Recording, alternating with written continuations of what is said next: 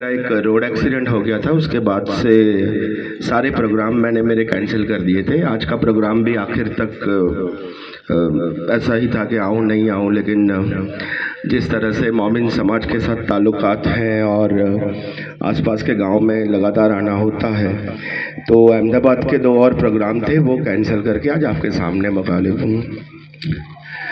बहुत सारी बातें हैं, बहुत कुछ चीज़ें हैं जो आपके साथ बात करनी है। 15-20 मिनट के लिए मैं बात करूंगा। मुझे बताया गया है कि एजुकेशन को प्रमोट करने के लिए यहाँ पर बात करनी है।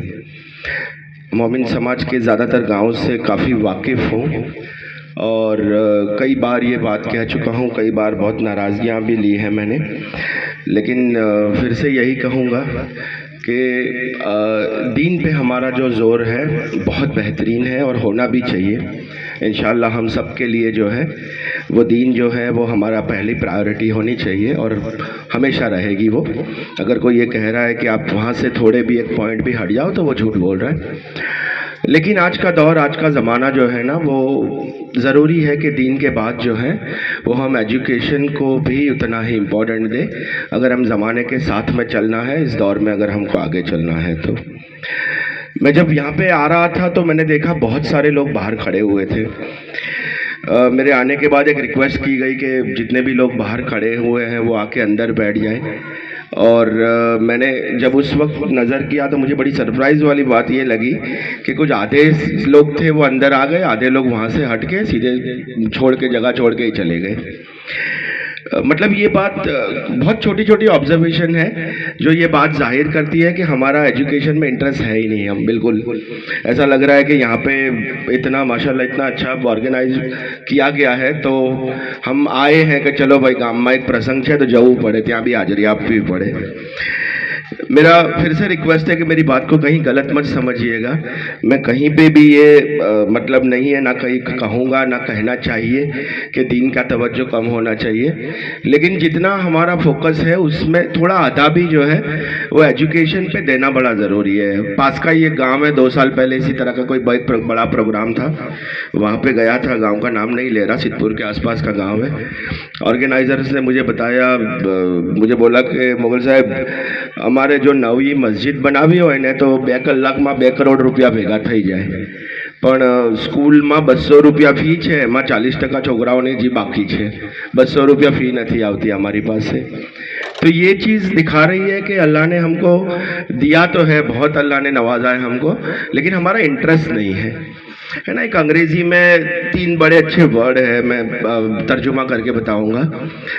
जब कहीं पे भी कहा जाता है कि भाई आपको अगर दुनियावी कामयाबी, एजुकेशन के हवाले से कामयाबी चाहिए तो क्या हासिल होना चाहिए, तो एक 3 शब्द है जो ज़्यादातर लोग इस्तेमाल करते हैं कि आपके पास टैलेंट होना चाहिए, स्किल होना चाहिए और नॉलेज होना चाहिए। ટેલેન્ટ का मतलब गुजराती में જેને પ્રતિભા કહેવાય, ટેલેન્ટ એટલે કે દરેક છોકરો હોય ને, હજરત અલી રઝિયલ્લાહુ અન્હુનું એક બહુ સરસ વાક્ય છે कि मानस जिंदगी में 2 बार पैदा થાય છે। इंसान ज़िंदगी में 2 बार पैदा होता है। पहली बार जब वो माँ के पेट से पैदा होता है, दूसरी बार जब उसको ये पता चलता है कि अल्लाह ने मुझे किस टैलेंट के साथ में इस दुनिया में भेजा है, क्या एक ख़ास चीज़ लेकर अल्लाह ने मुझे इस दुनिया में भेजा है। और जिस दिन उसको उस चीज़ के बारे में पता चल जाता है, वो दुनिया का सबसे कामयाब तरीन इंसान बन जाता है। सो इसको टैलेंट बोलते हैं, प्रतिभा गुजराती में એને કહેવાય। સ્કિલ એટલે કે આવડત, બીજો શબ્દ છે ને અંગ્રેજીમાં સ્કિલ, આવડત। તમારી પાસે શું આવડત છે? દરેક વ્યક્તિ પાસે કોઈ એક આવડત હોય એટલે જિંદગીભર કમાવા માટે પૂરતી હોય, જો એમાં એ સૌથી સારામાં સારો બની જાય તો उसको स्किल बोलते हैं। और तीसरा है नॉलेज એટલે કે જ્ઞાન, ઘણી બધી વસ્તુઓની જાણકારી હોવી। तो स्किल, नॉलेज और टैलेंट, ये 3 को सबसे इम्पोर्टेंट माना जाता है।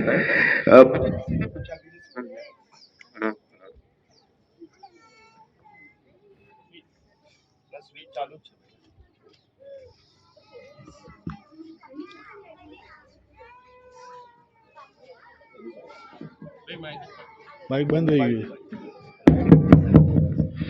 हेलो, हाँ जी, माफ़ी चाहूँगा, शायद कोई टेक्निकल खराबी थी। तो मैं शायद अलीगढ़ मुस्लिम यूनिवर्सिटी में मेरा एक लेक्चर चल रहा था और वहाँ पर मुझे पूछा गया कि सर ये टैलेंट, स्किल और नॉलेज, ये तीनों से भी ज़्यादा बढ़कर अगर कोई चीज़ है तो उसको क्या कहते हैं। तो तीनों से बढ़कर एक चीज़ जो है, जिसको अंग्रेजी का लफ्ज़ मैंने इस्तेमाल किया था, फिर से समझाऊंगा, उर्दू गुजराती में समझाऊंगा उसको। मैंने कहा था ये तीनों से ज़्यादा कोई बड़ी चीज़ है ना, तो उसका नाम है माइंड सेट। माइंड सेट, जिसको हम बोलेंगे उर्दू में नज़रिया। अगर आपका नज़रिया गलत है तो आपके पास टैलेंट है, स्किल है, नॉलेज है, सब कुछ है, आप कुछ भी नहीं है, आप ज़ीरो हो दुनिया में, दीन में हर तरीके से ज़ीरो हो। तो ये माइंड सेट के लिए थोड़ा, जैसे मेरी आदत है, एक कहानी के ज़रिए से मैं आपको समझाता हूँ कि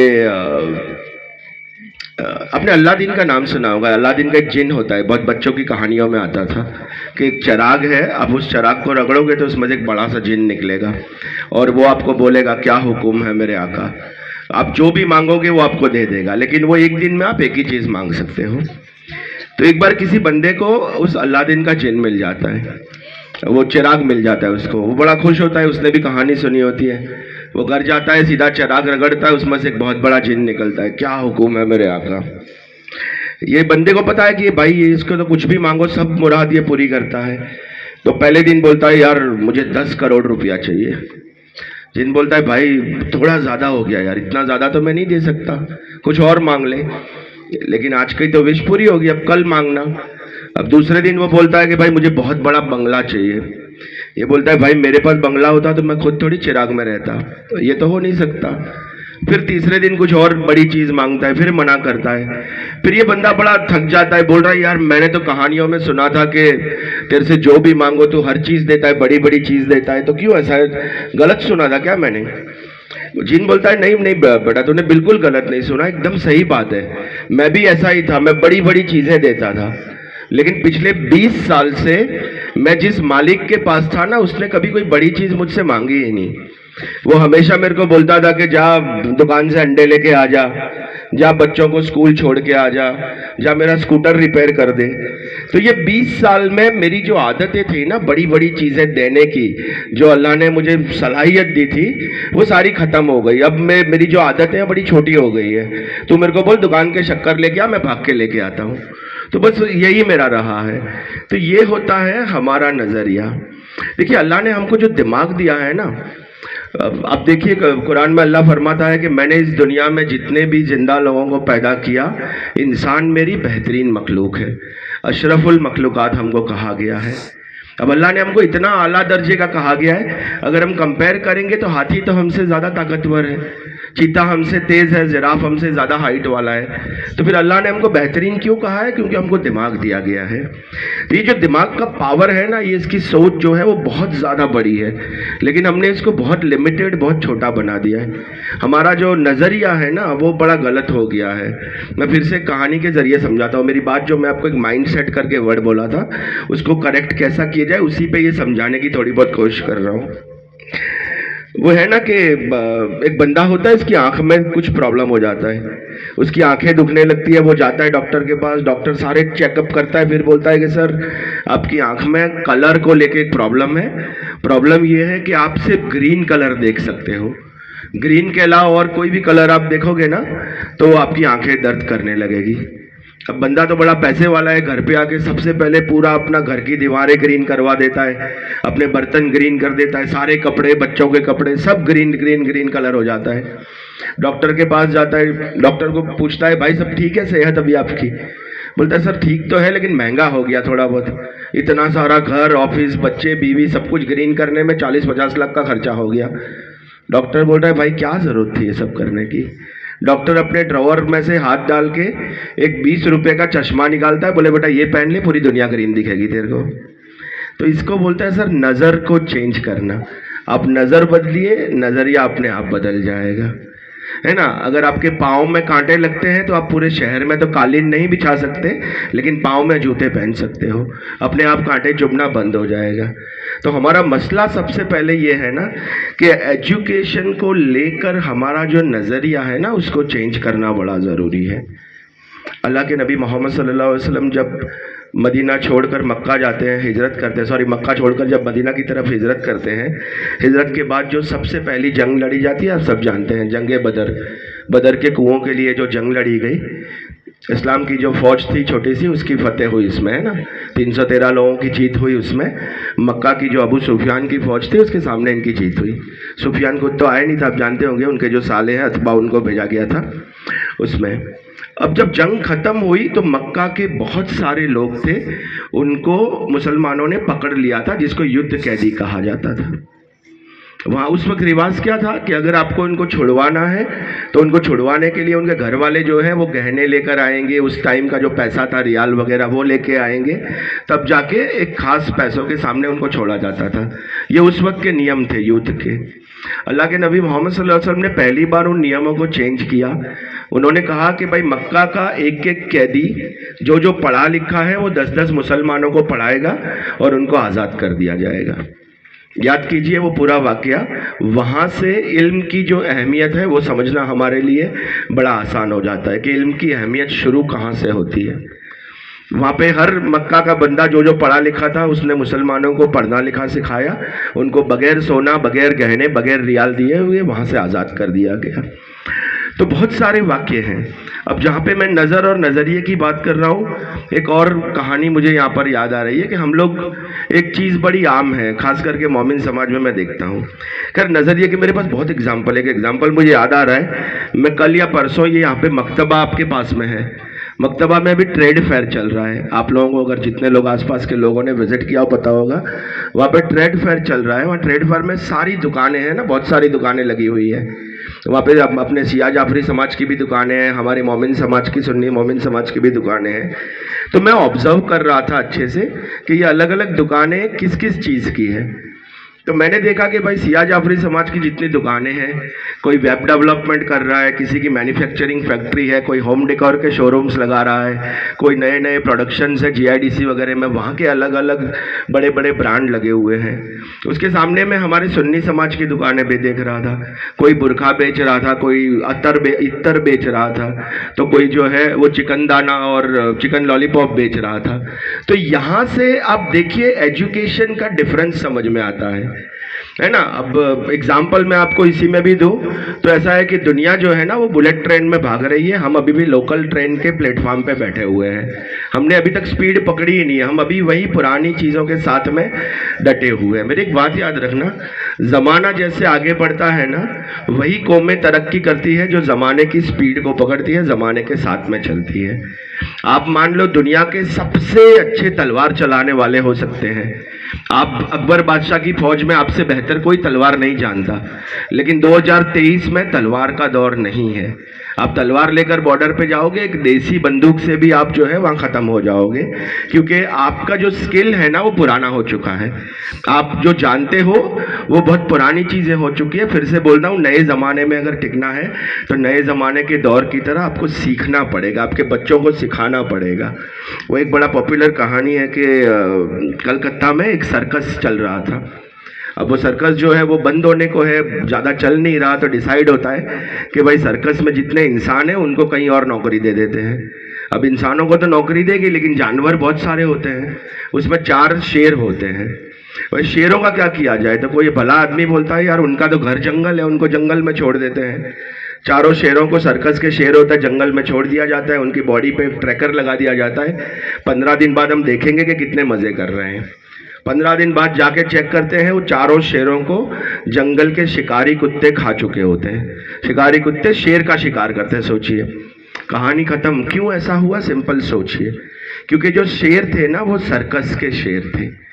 उन्होंने, उनका ओरिजिनल हुनर था शिकार करना, जो वो भूल चुके थे। और सर्कस में वो बैठे बिठाए रिंग मास्टर आके काट के कटा हुआ मटन की थाली में देके उनको डाल देता था।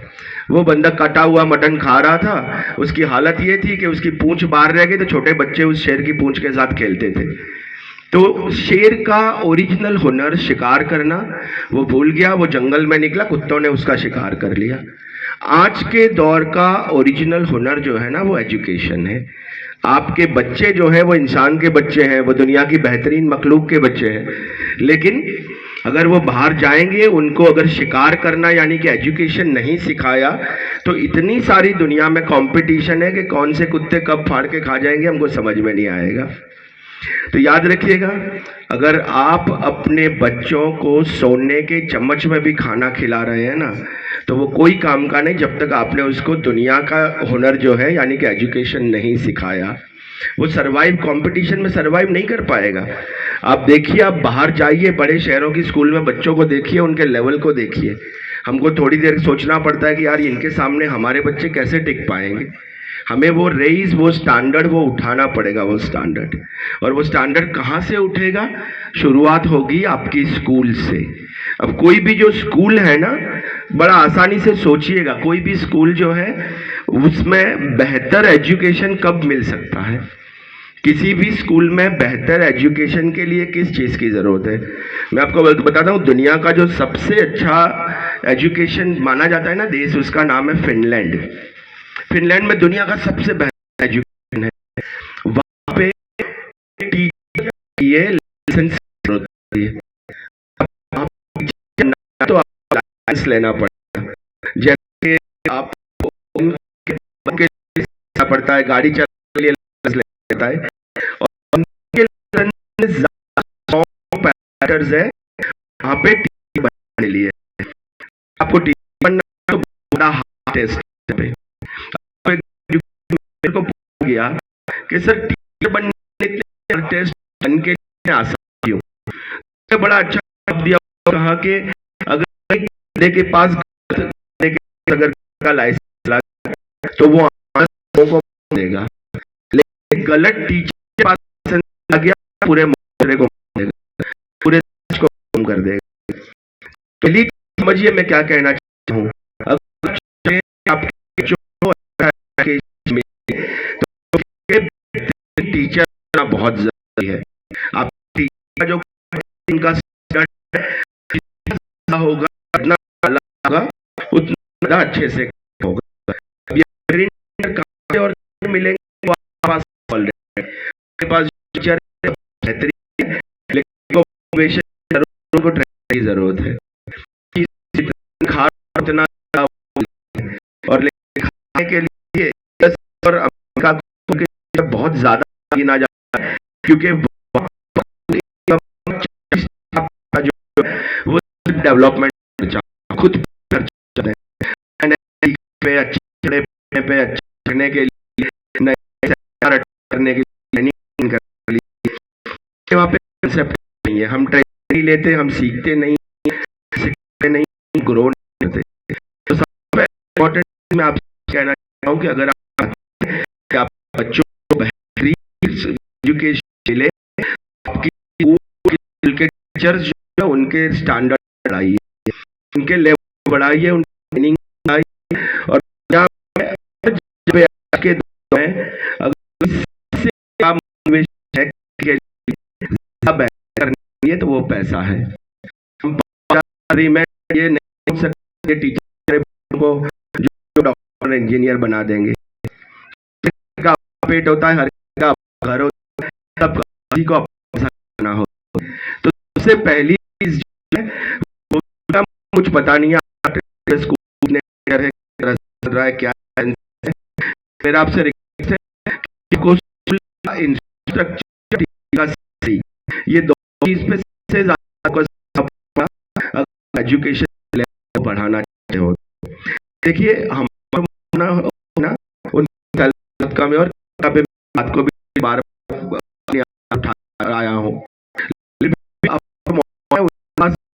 एक मोटिवेशन सिंगर होता है, चलो भाई साथ साथ में की खिदमत का, लेकिन किसी रोज कमाना भी तो की तरफ से कमाना है।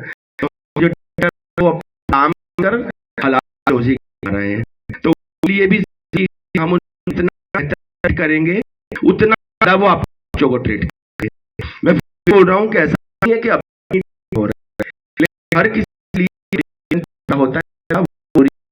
दूसरा जो मोटिवेशन हो वो को किस तरह है। मैंने देखा लंबा बच्चा वाला सारे इतने हुआ सब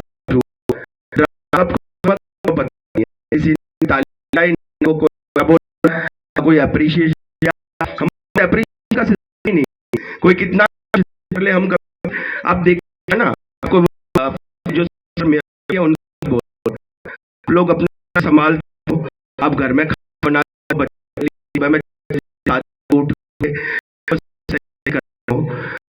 आप रोज इतना आपको बोलो हम आपने खाना बनाया तो रही हो, मेरा दिल है बोल कि महीना खाना बहुत ज्यादा, ये बड़ी की चीज तूने बहुत तेरा बहुत अच्छा किया, वो जो है तो हवा रहेगा वो और ज्यादा बेहतर लिखने की, लेकिन मैंने बोला हमारी कमी है मुस्लिम कर कि हमने एप्रिसिएशन नहीं सीखा। तो आप के लिए बोल रहा हूँ इतना के उन फोकस के स्कूल इंफ्रास्ट्रक्चर वो नहीं आता। देखिए हमने शुरू की दी, ये लेकिन जल्दी सके स्कूल के माहौल के उसके इंतजाम बड़ा जरूरी है, क्योंकि क्यों का लगा अच्छा लगा है माशाल्लाह अच्छी अपना हाथ स्कूल की अच्छी इंशाल्लाह प्रोग्राम के भी करेंगे, बड़ा लगा अलग तो इंफ्रास्ट्रक्चर भी जरूर है, जितनी जरूरत पड़े बोर्ड की अरेंजमेंट ग्राउंड जो बच्चे के लिए जरूरी है, ये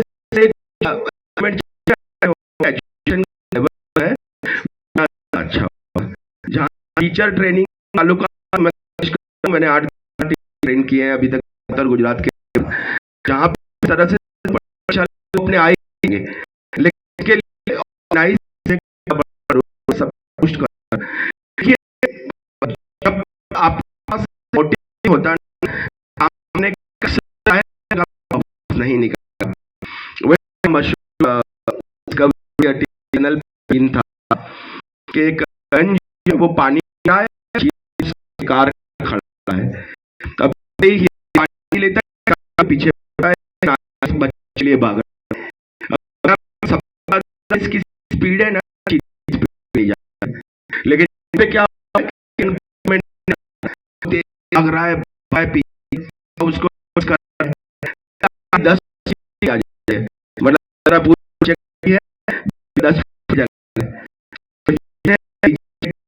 तुरंत झाड़ के चला जाता है, आता है खड़ा है वहां से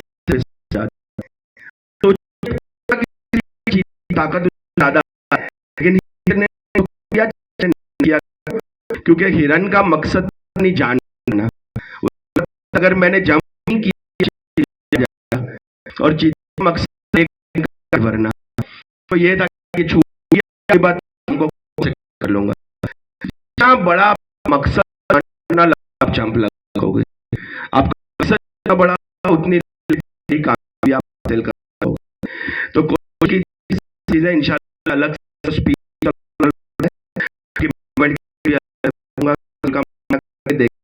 बेहतर बच्चों को वो अपनी में बात करने अपनी बात की 2 एग्जाम्पल बड़े अच्छे रहे हैं। पहला जो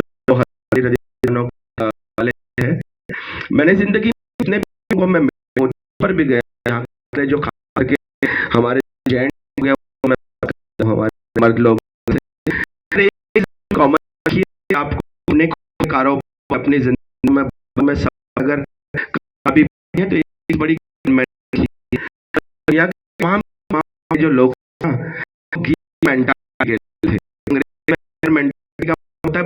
वाले थे लोग, अब जब ये ऐसा है कि बात करके पैसा डोनेशन ठीक, अगर तो जो जरूरी है जरूरी में हम सिर्फ साइड बांटे, यहाँ पर मैंने नाम दे रहा हूँ कि उनका खिलाफ के एक घर में तीन हैं और वो अपने घर थे। हैसियत करते हैं कि जब मर जाओ अपने को बुला के मैं मर तो उसको मेरी इज्जत दे दे, मेरी दौलत है उसकी हिस्सा देना। वो जो सबसे छोटा बेटा है वो 9वां हिस्सा देना, या बेटे को आधी दौलत दे, बीच तीसरा हिस्सा, सबसे छोटे को 9वां हिस्सा। इसके बाद हो जाता है दौलत गिनी जाए तो दौलत सिर्फ 17 निकल उसको उनकी दौलत में 17 ऊँट जो लोग ना हो बच्चे होता है ना कर सकते आधा तो दे का जो वो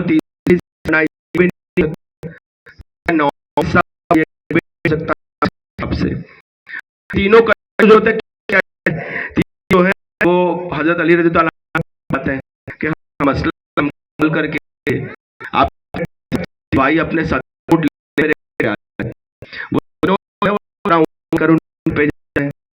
हजरत अली रज़ी क्या कि खुद घर में लेकर मिलाते हैं, इतना हो गया बड़े को बड़े बेटे को बड़े को यानी कि 6 किया जाए और का 9वां यानी कि 2 दिया जाए। अब 9+6 2 करिए जिससे वो और 2 अपने घर में ले तो होता है अगेन ले तो जिंदगी कई है जब अपने पास कुछ नहीं है लेकिन करते हैं। कोशिश कीजिए कि करना नहीं है, दूसरों जिंदगी में आसानियां छोटी छोटी चीजों को हौसला दीजिए जो है वो देना है करके कदम जिंदगी हर जो या कामयाब जो उसका जिसको जो है उस बोलते हैं पर यकीन और ना ये दोनों में फर्क है। फर्क फिर कहानी अपनी बात करता हूं मैं। बहुत ज्यादा पैसा पूरा पैसे जिसको नहीं बिल्कुल आ रही तो लगता चलो बड़ा चला बड़ी वो मोबाइल है निकल जाता है जब से उसको रोने की आवाज है कि इधर रो धीरे धीरे है कि आसमान में हाथ अगर दुआ हो रहा बैठ जब दुआ पूछता है क्या क्यों जो रोने वाला ऑपरेशन है नहीं तो ऑपरेशन होगा तो मर गया तो मैं अल्लाह कुछ दिया जो पीछे डालता है 10,000 मोबाइल के 10,000 रुपया गूगल ट्रांसफर कर देता है पता है कि अब आसानी हुई हो गई दोनों जो वाला अपने से निकाल होता है ना उसको देता है आपको ये मेरी ऑफिस में आना बंदा दुआएं जो वो अच्छा वापस दे देते सर की जरूरत नहीं है बहुत ज्यादा बड़ा कार्ड है मुझे भी जरूरत पड़ती है मैं सिर्फ हाथ उठाऊं और जैसे को वो लोगों को देता है बस तो मेरे लिए बड़ा हो अल्लाह अल्लाह बड़ी बात बहुत सारी थी आप इसलिए भी उसका ध्यान दें, जो की ज़रूरत है उसको कोशिश करें, रिसोर्सेज भी यूटिलाइज करें कहीं भी, बट बेशक जो है एजुकेशन के स्तर को आप सब बहुत बहुत शुक्रिया।